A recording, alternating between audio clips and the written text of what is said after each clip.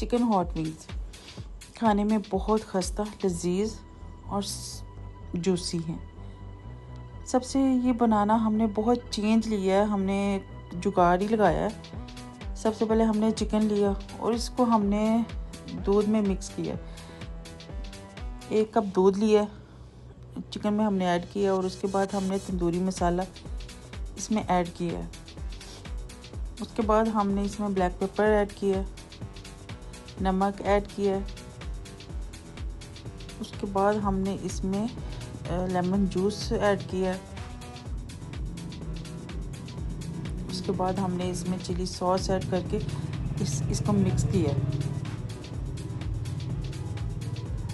Mix کر کے ہم نے اس کو میکسیمم 2 گھنٹے اس کو ریسٹ دیا، تاکہ جتنی بھی ہم نے مسالہ جات ایڈ کیا ہے وہ اس کے اندر رس بس جائے۔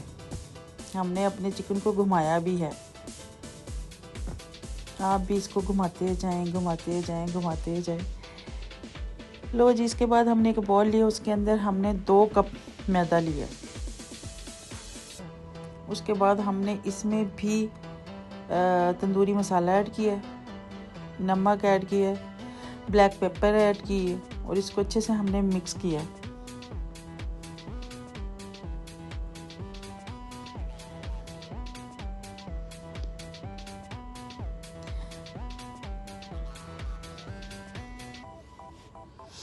اچھے سے مکس کرنے کے بعد ہم نے ایک چکن کا پیس لیا۔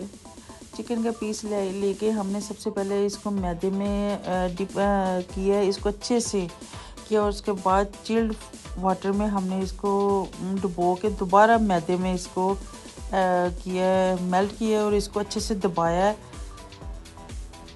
جیسے ہم ایک دوسرے کو گلے لگاتے ہیں زور سے اسے۔